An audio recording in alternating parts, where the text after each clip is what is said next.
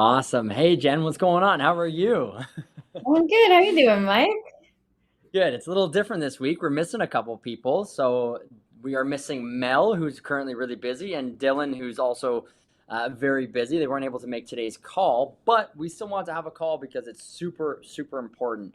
And so I want to jump on here with you and talk about business planning for 2024. We're coming into the middle of October and looking forward, we're coming to the end of the year. And as you know, in the real estate industry, typically a closing will be 3 months out, right? So with that in mind, we're starting to look at closings happening in January and February. So what's important about business planning, and why is it that we need to be doing it right now?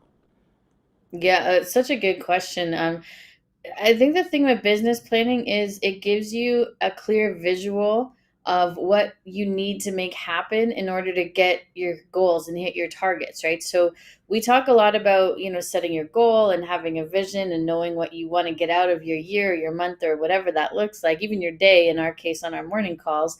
And we don't generally follow that up with an action plan of any kind.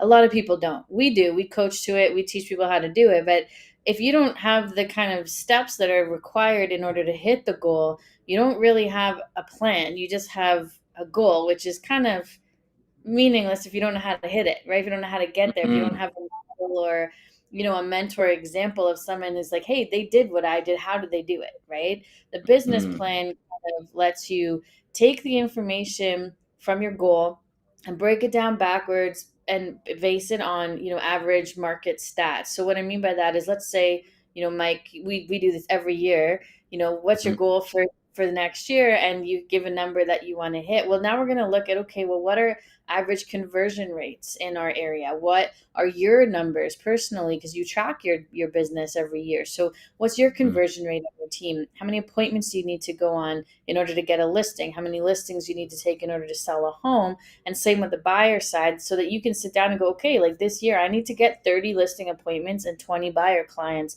in order to hit my goal of X amount of dollars, because a certain amount of those aren't going to close, and so on. So it basically gives you the action plan you need to take, and then with that information you can go, okay, well, what do I need to do every day to make those appointments happen? And so you can kind of bite it down into smaller groups over and over until you have a very clear daily plan. And the concept is, because it's based on averages and it's based on laws of numbers, if you just follow your plan, you'll hit your goal. The results show up, right? And I know Mm-hmm. you're a big fan of planning and having a system and a vision in place. So what has your experience been with using this tool over the past few years? Mm-hmm. Yeah, honestly, like I personally, I love business planning, and the reason why I love it is because it creates so much clarity around your business, and I Mhm. think that's one of the most important things, especially when you're newer to the industry or trying to grow in the industry. It's super important to know your numbers, and by knowing your numbers, you're able to see the future, right? And it sounds weird by saying that, but you're because you can predict it. It becomes more of a predictable business. And so, just like you mentioned, once a year we sit down and we go over, how many contacts I had, how many appointments I went through, how many of those appointments actually converted to a lead or converted to a listing or a buyer appointment, I guess. Mhm. Of those, how many actually went through and closed? Like all of this detail, all this important information is super important to know, because now what I can say to you, and just to throw out a rough number out there, let's say I made 100,000, okay, and Mhm. I now want to make 200,000. Well, now by reviewing our numbers, I could say in order to make 200,000, you're going to have to double up on all your numbers, right? So if I went on 10 appointments, I now have to go on 20 appointments, right?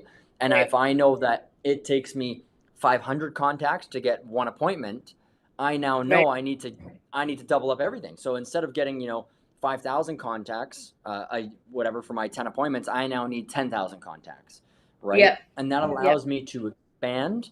Or, I mean, on the flip side, instead of maybe focusing on the 500 contacts, maybe I work on my conversion. So now instead of 500 contacts, maybe it's now 250, right? Because Right. 500 contacts is a lot. Yeah. So by having that information in front of you and by using it, it allows you to scale your business, right? Because a lot of entrepreneurs come into this industry and they just do a couple deals a year and they're happy, and that's totally okay. That's nothing wrong with that. But if you really are an entrepreneur and you're looking to grow and scale and build a team one day and have all these successful things, knowing your numbers and knowing your plan is the most important part. Like I have my plan on my desk at all times. It sits right beside me. And I know that sounds cheesy and like really stupid, but it does. It sits right on my desk. And if I need that reminder of what I got to do, I can just pull it open, look through it, and see, okay, this is our plan. This is what we need to attain. Right. So Yeah. it's super, super important for that reason. Um, and when it comes to actually planning, it's not just planning about your business itself. It's where did we screw up, right? Where did Mm. we go wrong? Why didn't we get all these listings that we, went on appointments for? That's what it really comes down to, because the best thing the best thing about planning for the future is reflecting on the past, right? And Mm-hmm. really going back and saying, where can we make improvements, right? Because if you think about it, if all these other companies out there, let's say, for example, I think the best one would be like phone companies. When you phone in and then you're given that automated service and it never understands what the hell you're saying. Well, there was a time where that was really frustrating. And Mm-hmm. all these companies got feedback. We don't like the automated service. And so Yeah. most companies switched to a live person until they fixed the automated service. Now everyone's back on automated services again with AI, but Yeah. Yeah. there was a time that people made that adjustment. And just like that, what we're doing in our business is we're making that adjustment so that in the future, we're not making the same mistakes that we have in the past, right? And that's one of the Yeah. reasons that I really love it. Is there something in particular that you love about it? I think there's a few things, and I'll be honest about it. I've grown to love it. I wasn't like you at the beginning, Mm. because you're more numbers and data and Yeah. analytical. I'm a bit more relationship, and it is what it is, and person to person, and I think Mm. like people can relate to both of us in that sense. Um, and I didn't love it, but I did grow to love the part of it where all of a sudden I could look at my business on any given point and see where I was and where I needed to go. And I didn't always track my business that way at the beginning. I was fortunate that I always had a great business and the kind of Mm. business showed up for me. Um, and I was blessed by that for sure. But in hindsight, if I had have actually implemented that earlier, I probably would have had a bigger business than I even had, because a lot of stuff was being missed. And I think the piece that I actually ended up loving the most was the tracking part, because Mm. we talk about it in coaching all the time. And I know people like roll their eyes, they don't want to do it. And it's like, if you can track your business and your numbers, how many calls it takes to book an appointment on average, how many appointments, like, how many hours a day you have to spend, how many database calls you have to make, or how many Christmas cards you have to send, or how many Mm. referrals you're going to get every year from your database, because we know the math on all of that stuff. If I know that, all of a sudden I can create whatever I want. And by tracking my own numbers, it gives me the details specific to my business, because a lot of people work it off of averages. But an example that I'll give you is I have a really high closing rate, whether it's with clients or recruits. I just always have. It's just one of those things I'm kind of luckily more naturally skilled at. Um, Mm-hmm.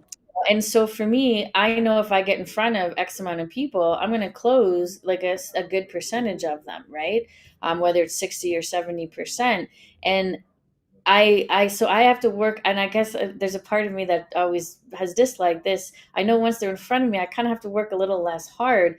But if I knew how to get more people in front of me more efficiently, even if I leveraged that role, but I knew the numbers I needed, my business would have been exponentially larger, right? I just didn't Right. understand the piece early Yeah. enough in my career. And when I did, I started I to love that. implement. Yeah. So the tracking piece to me became like, hey, this is the thing that's going to change your entire business. And I'm not saying you have to Mm. do it, but somebody needs to do it. Right. And so, Yes. yeah, I think a lot of people avoid that because it's tedious and you got to do it every day and it's kind of And it's annoying and well, it's it's kind also of, painful too, right? A lot of people don't know it or they don't like to talk about it. But I think like one of the cool parts about when I did it last year, I did it with you and we sat down and we reviewed our numbers and you said to me, "Okay, Mike, you spend 3 hours a day cold calling." And I'm going to use a live example here. This is exactly our conversation that we had. And you said you spend 3 hours a day cold calling. How much money did you make from cold calling this year? And I had the numbers, and it was 25,000. And I said I made 25,000 from cold calling, which is Mhm. not great, not a great number because we had an off year with cold calling. Typically, we're a little bit higher, but Yeah, last you're year wasn't much a great better. year. Yeah. Yeah. And so you said, what was the expenses of doing that other than the time you spent? And the expenses was 5,000. Okay, so roughly you made a 4x return or a 5x return, I guess, without or 4x, sorry, on Yeah. the 5,000. So we made $20,000 profit from cold calling. Okay. Then you said, how much money did you make from your database? And it was significantly more, like a Hmm. lot more, like a Yeah. lot more. And Yeah. I thought, okay, that's interesting. And then you said, how much did you spend on your database? And it was less than 1,000. And I thought, It oh was wow, nothing. that's interesting, right? Hmm. And so when we started to review that and kind of dig down into the numbers a bit, we realized that the majority of my business is coming from my database, and that's where I should probably spend a majority of my time because Yeah. that's where it's coming from, right? Whereas I'm Yeah. spending most of my time searching for those new people and working really hard that will convert over time, but the database stuff right now is working now and it's hot and it's making me more money than the cold calling is. So at the end Yeah. of the day, it was like, why are you cold calling? I don't understand. Like it was like one of those questions. And it was Yeah. like, yeah, that's a great. Now the problem with that is now okay, we reflected on the numbers, and now we said we still cold call today, right? We still Yeah. do it, Yeah. but now we focus on it more high, like high, a lot more. So we focus on, okay, if we're going to cold call, we need this to be a lot, like we need to spend a lot more time with quality leads versus the quantity. So that way that when I am spending time, we're making more money out of it. And we are doing better this year than we did last year with that, Yeah. because it changed from the idea of like, oh, back in the day, it would be around 50% of my business. And Right. now it's about less than 10. Yeah. So it's like, Yeah. oh, why are we spending so much time on this when it's less than 10% of your business, right? And maybe Yeah. we can use that time where something is around 80% of your business. We can, put more money and more investment into that area. So that Yeah. was one of the biggest. But the other thing I want to talk about, not only with business planning in terms of how do you get more listings and how do you get more leads and all that stuff, but business planning also is about expenses, right? Hmm. Because at the end of the day, if you make 100,000, 50,000, $1 million, but you spend more than what you make, what are we doing? Right? That's not good. We're Right. not profiting, right? Yeah. And so Yeah. not only is it about where are our leads coming from, how do we get more leads, how do we convert those leads? It's also about where are our expenses? How do we cut them down? What can we Mm. cut back on? What can we spend more time with? Right? What can we Right. invest in more? So it's Yeah. it's playing that red light, green light on your expenses because as entrepreneurs, we are a business owner, right? And so the idea is that we need to reflect on our business on not even just a yearly skill. I know a lot of people have a profit and loss statement they've never even looked at, right? They don't know how much money they're making, and that's a Yeah. huge red flag. So not Yeah. only is it about what you're making, but it's also about what you're spending, right? Yeah, it's more about what you're spending, I think, because I know some agents that run an extremely successful looking business on the outside, but they don't manage their budgets very well, or they have a huge expenditure to get the business they're getting. So their ROI is really low, and by the time they cover overheads and taxes and all that stuff, they're really not taking home that much money, even though they have a huge gross profit conversation. And I think one of the other things that's important about business planning is understanding your net numbers versus your gross numbers, right? Because we hear, especially in our industry, it's constantly like this person grossed a million GCI, this person grossed 2 million or 750 or 500 or whatever. They're rookie of the year and they gross 400,000, and we have no idea what it costs them to earn that. So that number doesn't really mean anything. It's an ambiguous number in that sense, right? And we focus on it a lot when we should be focusing on what your net is, because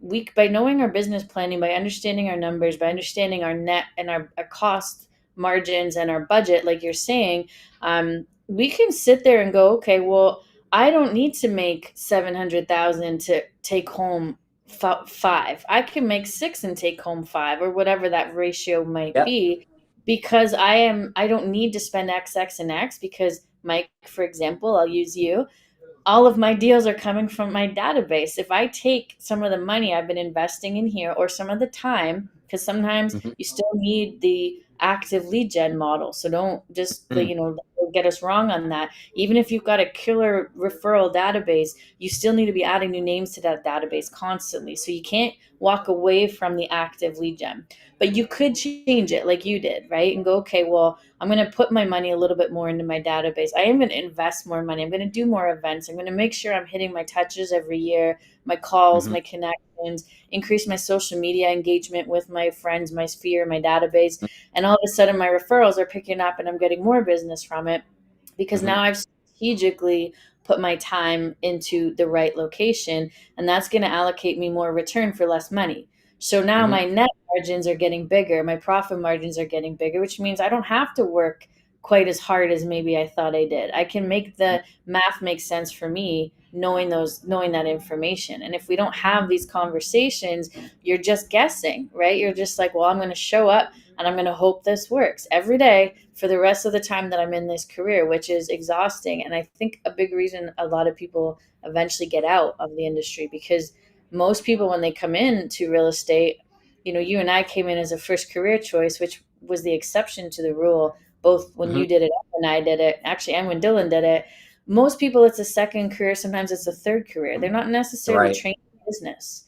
So they Yeah. don't know that information or those numbers, and they're just trying to kind of figure it out as they go. And if you just follow the model that we're given, that is effective and we know works, and that millionaires follow, then it's going to make sense for your business as well, right? So it's such a key tool, and it sucks that it can be boring if you're not passionate about it. But once you understand how Yes.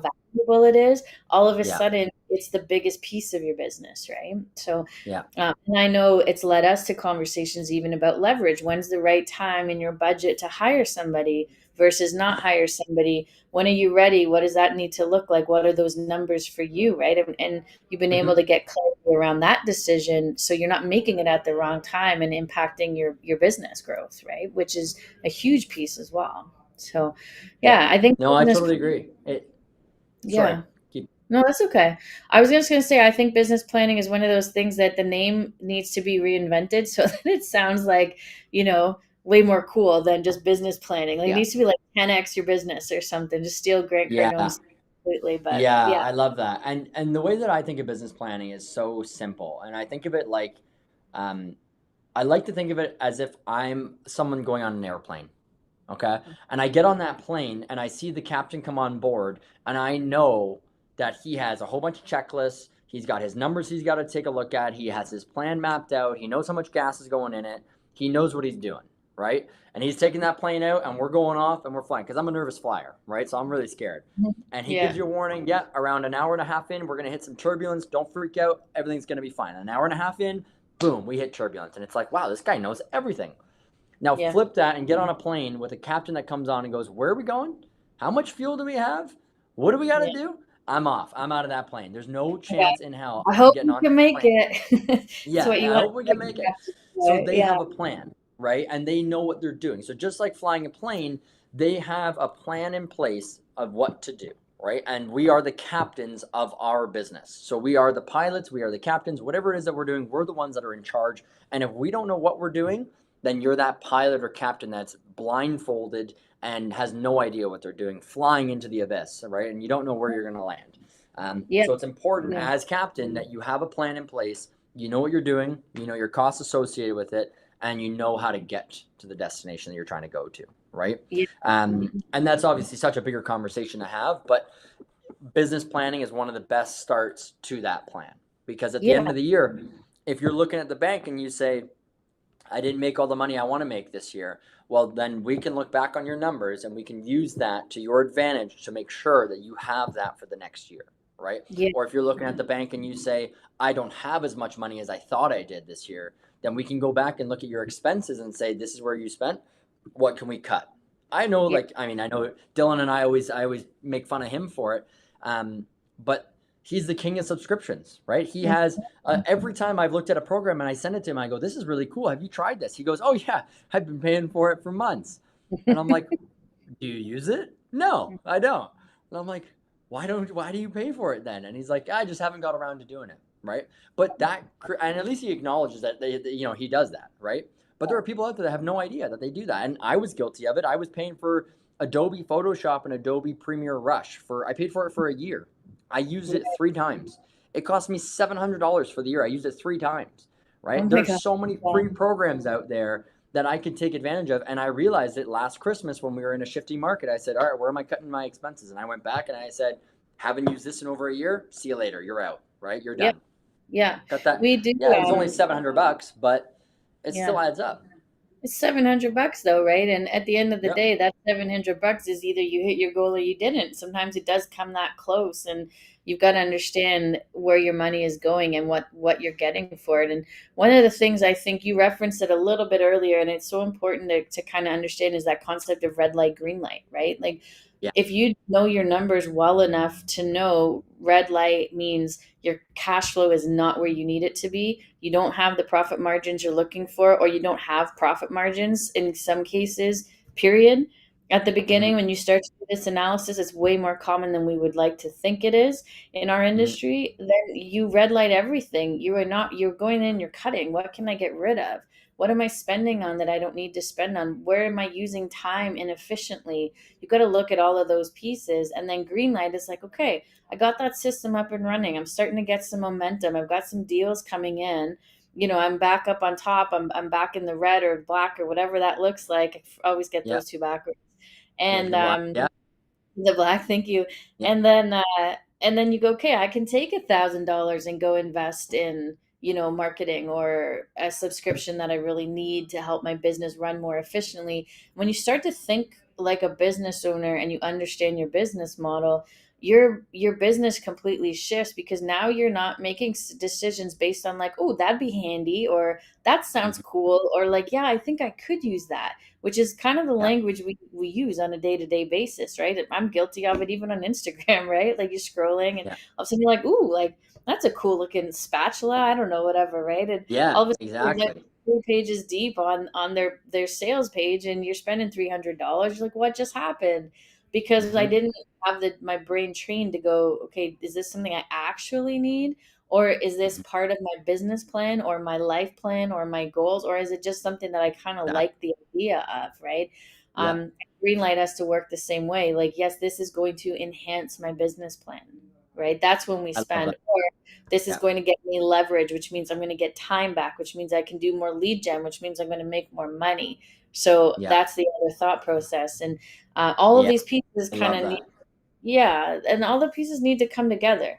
That's what business planning is, right? It's not just Yeah. one discussion. It's the business plans, the numbers, then it's your business, then it's your red light, green light, then it's your budget and your P&L, and then it's your GPS and your 411, which is basically your plan for the next year, right? Your GPS is what's my big goal? What are the Yeah. 3 major ways I'm going to achieve it? And then what are the 5 strategies I'm going to use to achieve each of those 3 major methods, which will in turn create the final result. And then your 411, which is an even like tighter breakdown, is like my weekly and monthly activities that I'm going to build out Mm. based on my bigger goals, so that I know that every week, if I do these X amount of things, I'm on track to hit my goal, right? Yeah. And when you know all of that and you follow it, it's very difficult to not hit your goal. The only reason you won't do it is because you didn't follow the plan you built. And Yeah. that's the part that most of us struggle, because we work for Yeah. ourselves. So it Yeah. gets a little No, that's tricky. exactly it. And Yeah. I think one of the cool parts with this as well is when you're reflecting on what you're spending, is what you're spending giving you a return, right? And is that return worth the time? So, for example, if I'm spending $5,000 on my cold calling and it's only making me, $20,000, is that worth the time? That's a pretty good return. It's better than most, I would say. It's So that's bad. great. It's not bad. Now, do I want it to be higher? Absolutely. So when I'm looking at investing in anything lead generation wise or programs or anything like that, I look at it, can it return me a 10x return? Right? If I Hmm. spend 5,000, can I expect to make 50?